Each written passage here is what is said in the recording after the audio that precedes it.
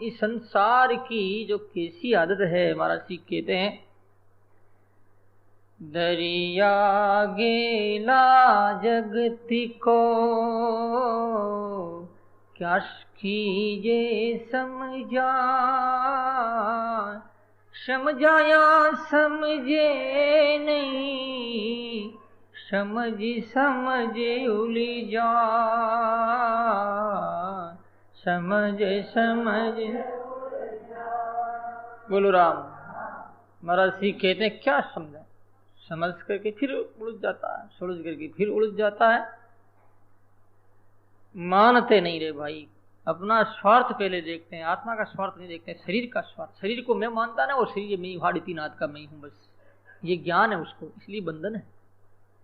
शरीर तू नहीं, तू आत्मा है, अमर अजर अमर है, तू परमात्मा का अंश है, परमात्मा का बेटा है तू। ये नहीं मानता, ये मानेगा तो अपना आप फैसला हो जाएगा धीरे धीरे करते करते।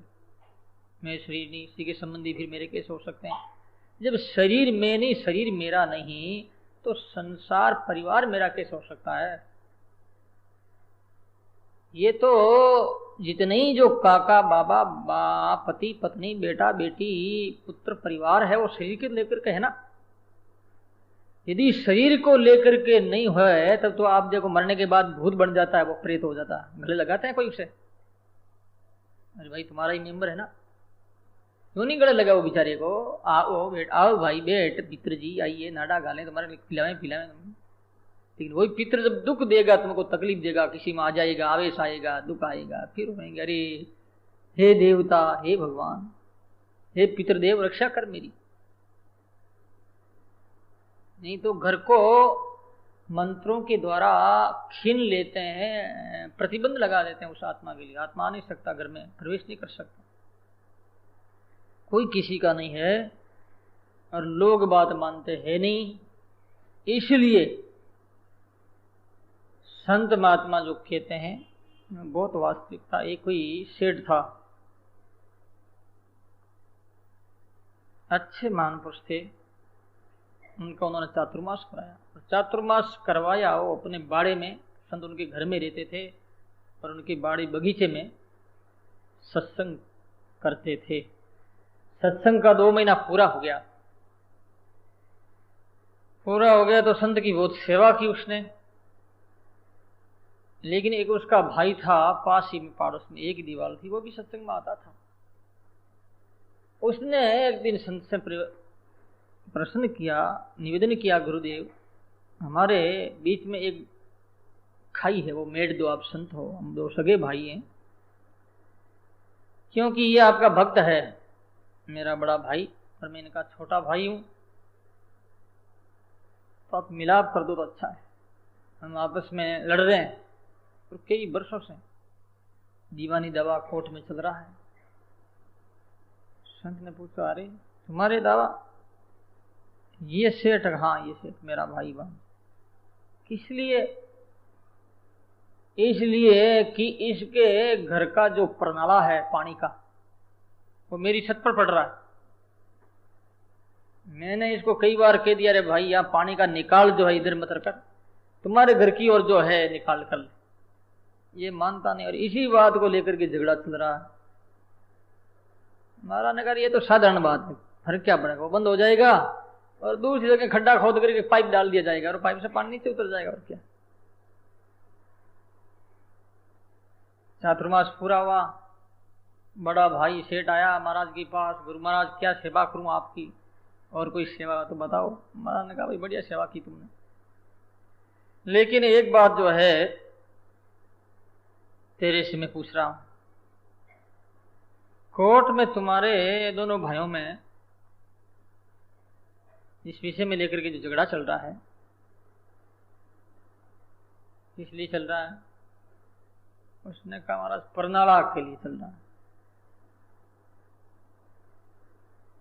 तो महाराज बोले कि देख भाई तू मेरी सेवा कर रहा है और कहता है कि महाराज कुछ और क्या सेवा करूं, तो अब मेरी ये सेवा है, अब और तो मैं तेरे से कुछ कह नहीं रहा हूं, सेवा नहीं ले रहा हूं, एक सेवा ले रहा हूं।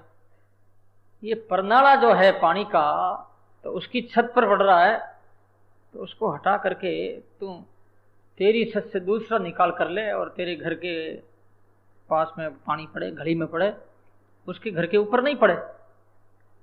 उसने कहा महाराज और कुछ मांग सकते हो, ले सकते हो, लेकिन परनाला तो वहीं पड़ेगा। ये तो हम बात नहीं मानेंगे आपकी, और बात तो मानेंगे, लेकिन परनाला जो वहीं का वहीं पड़ेगा। अब विचार करो, क्या बात मानी उसने? कुछ नहीं मानी। महाराज की कोई डिमांड थोड़ी थी उससे कि तुम मुझे कुछ दे। केवल दोनों भाइयों के आपस में प्रेम करवाने के लिए महाराज ने यह उस आदेश दिया था। फिर भी कहा कि नहीं, परनाला तो वहीं पड़ेगा। आप कितनी भली कथा सुनाओ, सत्संग कराओ, चाहे कितनी चातुर्मास करो, लेकिन मेरा परनाला पाने का वहीं पड़ना है। यानी मैं मेरे स्वभाव को नहीं छोड़ता। स्वभाव द्रुति विक्रम है, इसे कहते हैं दुराग्रह। सतगुरु की उसने बात नहीं मानी महाराज। तो ये दुनिया कैसी है? दुनिया को चाहे भले कितना ही समझाया जाए, कहा जाए, लेकिन लोग मानते नहीं। जबरदस्ती अपनी और संत से कराएंगे। नहीं बाप जी, आपको ये बात तो माननी पड़ेगी। संत की बात नहीं मानेंगे, गुरु की बात नहीं मानेंगे, लेकिन गुरु को मनवाएंगे कि नहीं बाप जी ये करना पड़ेगा। अरे इसलिए तू तो गुरु हो गया और तेरा गुरु हो गया तेरा चेला। यही तो हुआ, और क्या हुआ? गुरु के प्रति समर्पित भावना कहाँ है?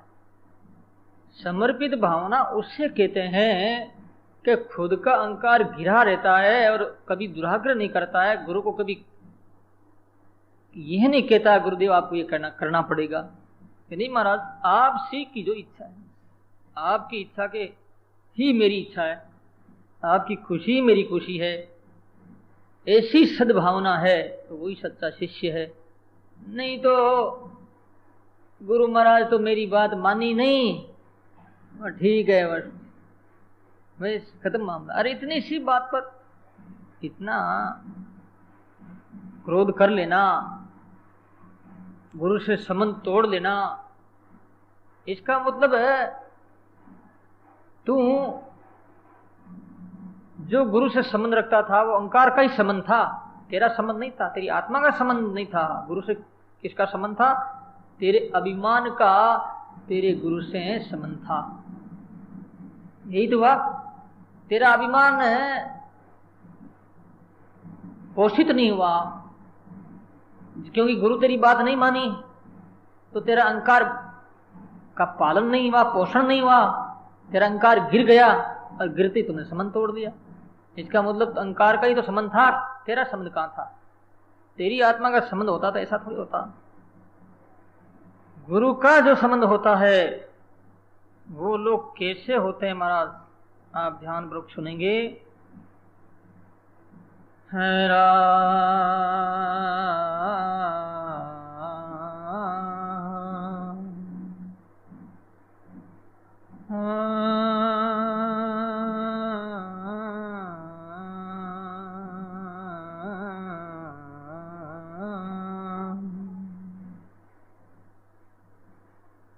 कितनी नम्रता है।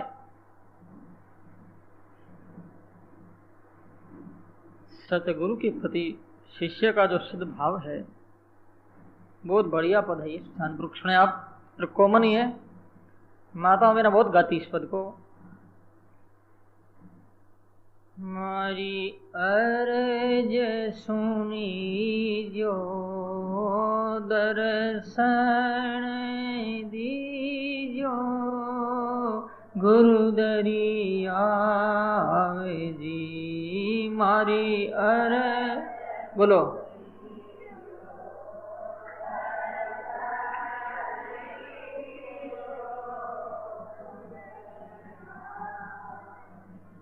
मैं गुनहगार चोरी पग पग का कर कर मारो डा, मैं बोलो कर कर मारो डा, महामूढ़ चंचल बुद्धि मेरी तुमरो बहुत क्षमा जी मारी अरज सुनी जो दर्शन दीजो गुरुदरिया जी मारी दर्शन दीजो गुरुदरिया तरसत रे गए सब दिन रही अलप सिया तरसत सभी दिन रही अलप सिया बंसत प्राण रहने दिन तरसे मोसिर धारो पावे जी मारी अरज सुनी जो दर्शन गुरुदरिया जी मारी अरज सुनी जो दर्शन गुरुदरिया जी आओ भजन गवन करी मेरे कर सूं बहुत उत्साह गवन गवन करी मेरे कर सूं तन मन शीश करूं निछिरावल भेंट करूं पर भाव जी मारी अरज सुनी जो दर्शन दीजो याव जी मारी अरज दर्शन दीजो। कितनी सुंदर बात कही है। सतगुरु राम एक ही दर्शो और न दूजो भाव सतगुरु और न दूजो भाव हर का राम कहे करी जोड़िया मोई तुम्हारो चावे जी मारी अरज सुनी जो शरण दीजो गुरुदरिया जी मारी अरज सुनी जो दीजो गुरुदरिया जी। बोलो राम। ये है गुरु भक्त के लक्षण। दर्शन दीजियो गुरु दरिया। सतगुरु राम एक ही दर्शो और दूजो भाव। ये सतगुरु हे गुरुदेव, राम मेरा आप में कोई अंतर नहीं और कोई दूसरा मेरा भाव नहीं। तन मन शीश करूं निचरावल, क्या क्या भाव आए हैं। आवो भवन घवन करसो बहुत उत्साह, आपका उत्साह करूं। मेरे भवन पधारो गुरुदेव। कौन सा भवन? ये बिल्डिंग नहीं, हृदय रूपी भवन। ऐसा मत सोचना तुम्हारे घर में आ गए। हृदय में निवास करें प्रभु। ऐसे भवन को आप पवित्र करें। और मैं गुनहगार हूं, पग पग का चोर हूं, महामूर्ख हूं, मेरी बुद्धि बहुत चंचल है। बहुत दिन हो गए हैं तरसते तरसते। हे सदगुरु, अभी आप पधारे नहीं। उम्र बहुत कम रह गई है, शरीर जाने वाला है। शरीर के रहते रहते एक बार आपका दर्शन हो जाए। हे सदगुरु, वंचित प्राण रेण बिन तरसे। रात दिन मेरे प्राण तरस रहे हैं, जैसे जल के बिना मछली तरसती है, दुख पा रही है, इसी प्रकार से तड़पड़ाहट हो रही है। हे गुरुदेव, मेरे सिर पर आप पांव धारें, चरण धारें। ऐसा सद्भाव है शिष्य का महाराज। दुराग्रह नहीं, गुरु से विनती, और कोई कामना नहीं है। सदगुरु कल्याण की भी डिमांड नहीं है कि कल्याण कर दो, मेरा भला कर दो, ये भी नहीं। दर्शन। आज क्या है गुरु भाव?